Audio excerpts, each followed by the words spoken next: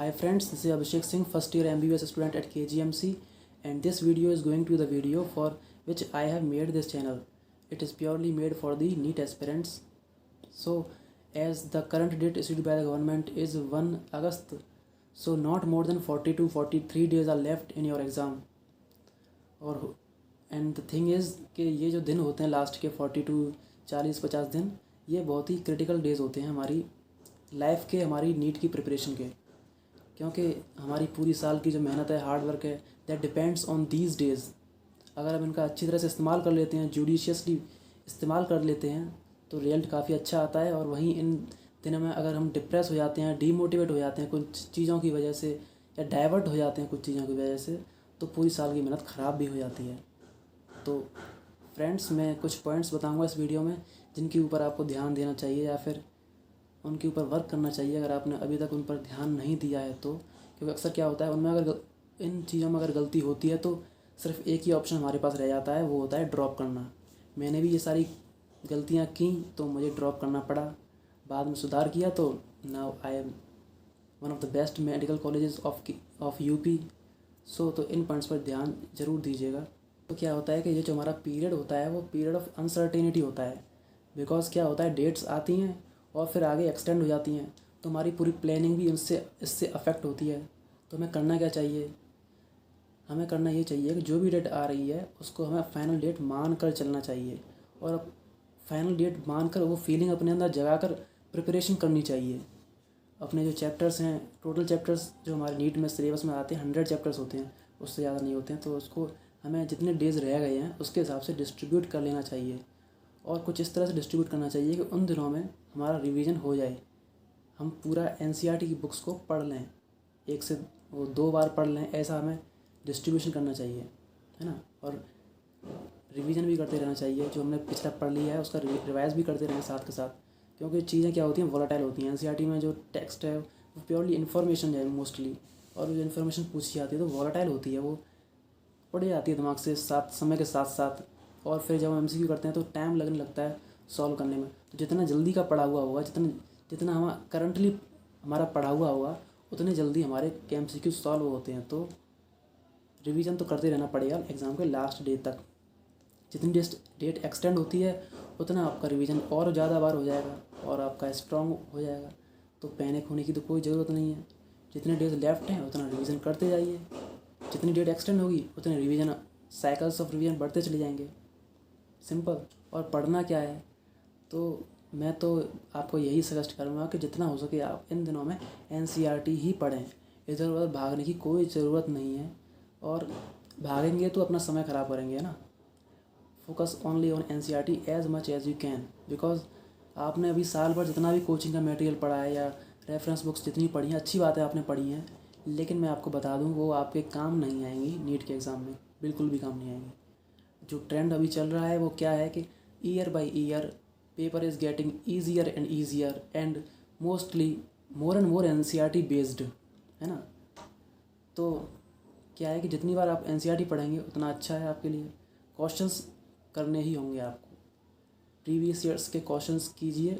और previous years के question सिर्फ करने नहीं हैं, उनको एनालाइज करना होता है कि वो क्वेश्चन पूछे कहाँ से जा रहे हैं और किस तरीके से पूछे जा रहे हैं। ये आपको एनालाइज अच्छी तरह से करना होगा इन दिनों में, है ना। एनालाइज कैसे करना है, ऑप्शंस को देखिए, किस तरह से ऑप्शंस उन्होंने नीट वाले बना रहे हैं, किस तरह से ऑप्शंस, और कैसे कम टाइम में हम उसको कर सकते हैं, एलिमिनेट करके कैसे कर सकते हैं, नए नए तरीक़ों से कैसे जल्दी से जल्दी कैसे कर सकते हैं। ये तरीके आप निकालिए जल्दी से जल्दी और मोस्ट एक्यूरेटली। एक्यूरेसी भी लूज़ ना हो, ये आपको इंश्योर करना पड़ेगा, है ना। तो क्वेश्चंस डेली कीजिए, क्योंकि जितना आप क्वेश्चंस करेंगे उतना आप टच में बने रहेंगे क्वेश्चन सॉल्विंग प्रैक्टिस के। और नहीं करते हैं तो क्या है कि मैं बता दूँ सब कुछ होता है, लेकिन क्वेश्चन सॉल्व करने में टाइम लग जाता है, और टाइम लगेगा तो कोई फ़ायदा नहीं होगा।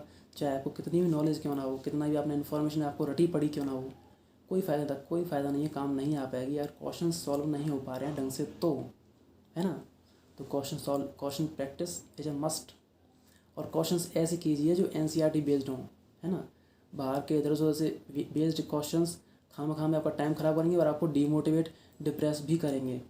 और खामखा में डिप्रेस करेंगे, क्योंकि वो ऐसे क्वेश्चंस आते नहीं हैं, है ना, आएंगे मोस्टली एनसीईआरटी बेस्ड ही, है ना। तो try to do questions that are mostly NCERT based. और ये जो हमारे टेस्ट होते हैं कोचिंग्स में, इधर पिछली साल क्या हुआ था कि गवर्नमेंट ने ऐप चलाई थी NTA नेशनल टेस्ट अभ्यास ऐप, तो उसमें मैं टेस्ट दिया करता था, उनमें मेरे स्कोर्स आते थे, शुरुआत के टेस्ट में तो काफ़ी अच्छे स्कोर्स आए, 630 640 ऐसे स्कोर्स आते थे, लेकिन बाद में जाके क्या हुआ, स्कोर्स आने लगे 517 520 525 ऐसे स्कोर्स आने लगे।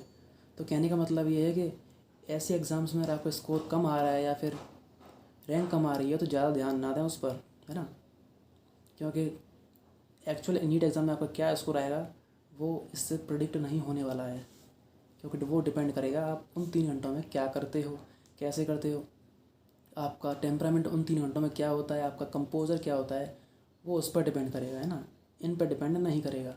तो इनके बारे में ज़्यादा सोचना नहीं है ना, बस ध्यान क्या करना है कि उन एग्ज़ाम में जो क्वेश्चन गलत हो रहे हैं उनमें सर्च करो कि कहीं ऐसा क्वेश्चन तो गलत नहीं हो रहा है जो NCERT में दिया हुआ है। अगर वो गलत हो रहा है तो फिर अच्छी बात नहीं है, फिर आप उसको करेक्ट करिए, उस टॉपिक को फिर से NCERT से पढ़िए और जानने की कोशिश कीजिए कि गलती आपसे कहाँ हो रही है, क्या आपका कंसेप्ट गलत है या फिर आपने गलत याद कर लिया है, ये आप पता करिए। अगर NCERT का वाला क्वेश्चन गलत हो रहा है तो वो कंसर्न है, और अगर बाहर के क्वेश्चंस गलत हो रहे हैं जो NCERT में हैं ही नहीं तो ज़्यादा वरी मत करिए, ज़्यादा टेंशन मत लीजिए उनकी, है ना, बस आप अपने काम पर ध्यान दीजिए, अपना रिवीजन साइकिल चलाते रहिए, है ना। एक चीज़ और कि बबल्स को भरने की आप अच्छी तरह से प्रैक्टिस कर लीजिएगा, इस तरह से कम टाइम लगे भरने में और एकदम एक्यूरेटली फिल हो जाए, बाहर ना निकले। क्योंकि क्या होता है कि एग्ज़ाम में अगर एक भी क्वेश्चन में बबल्स गलत फिल हो जाता है तो हमारा दिमाग ख़राब हो जाता है और फिर उसकी वजह से हमारा साइकोलॉजिकल चेंज हो जाता है। तो मिस्टेक्स ना हो बबल्स भरने में, ये आप इंश्योर कर लीजिएगा। क्योंकि मेरे साथ भी क्या हुआ था कि मैंने भी जिस साल ड्रॉप किया उस साल 4 बबलिंग एरर्स हो गए थे उस साल, है ना, और वो मुझे एग्ज़ाम के टाइम पे पता भी चल गए थे कि मुझसे ये गलत हो गया है, तो उससे काफ़ी इफ़ेक्ट पड़ता है आपके ब्रेन पे, है ना। तो बबलिंग एरर्स ना हो जाए तो इंश्योर करिए आपको एग्ज़ाम के टाइम पे ना पता चलेगा ना, वो बाद में पता चल जाए कोई बात नहीं, बाद में पता चलेगी नहीं, लेकिन बबल्स एरर ना हो, अच्छी तरह से प्रैक्टिस कर लीजिएगा इसकी, है ना। एक शीट आती है OMR शीट, प्रिंट आउट निकाल लीजिएगा या फिर कुछ भी, है ना, और क्वेश्चन सॉल्व करिए, या क्वेश्चन जब भी सॉल्व करें तो टाइम सेट करके और OMR को फिल भी करें, क्योंकि टाइम सेट करके और उसी टाइम ड्यूरेशन के अंदर आप OMR भी फिल करें उन क्वेश्चंस को सॉल्व करने के बाद, जिससे आपका एक्चुअल आपको एनवायरनमेंट फील होने लगेगा एग्ज़ाम वाला। और जितना आप अपने आप को एक्लेमेटाइज कर लेंगे उस एग्ज़ाम वाले एनवायरनमेंट के लिए, उतना आप अच्छा परफॉर्म कर लेंगे, क्योंकि अल्टीमेटली आपका जो हैबिट में आ जाएगा जो एनवायरनमेंट, जितना आप उस एनवायरनमेंट में ईजी फील करेंगे, हैबिचुअल फील करेंगे, उतना आप उस एनवायरनमेंट में पैनिक नहीं होंगे, उतना आप रिलैक्स रहेंगे, उतना आपकी सिली मिस्टेक्स कम होंगी और उतना ही आपका अच्छा परफॉर्मेंस आएगा, है ना। तो अपने आप को हैबिट में ज़रूर डालिए।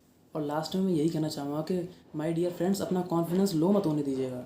आपको ये ख्याल हो रहा होगा कि अरे यार हम उस टाइम पे पढ़े नहीं थे, हम उस टाइम पे हमारा टाइम ख़राब हो गया, इसकी वजह से उसकी वजह से हम शिफ्ट होना पड़ा, तो मोमेंटम ख़राब हो गया पढ़ाई का। इन चीज़ों के बारे में ज़्यादा मत सोचिए, क्योंकि ये दिक्कत सबको आई हैं, और अगर कोई दिक्कत सबको आती है तो कंपटीशन के अंदर ऐसी दिक्कत को दिक्कत बोलते ही नहीं है, है ना। तो इस बारे में ज़्यादा मत सोचिए।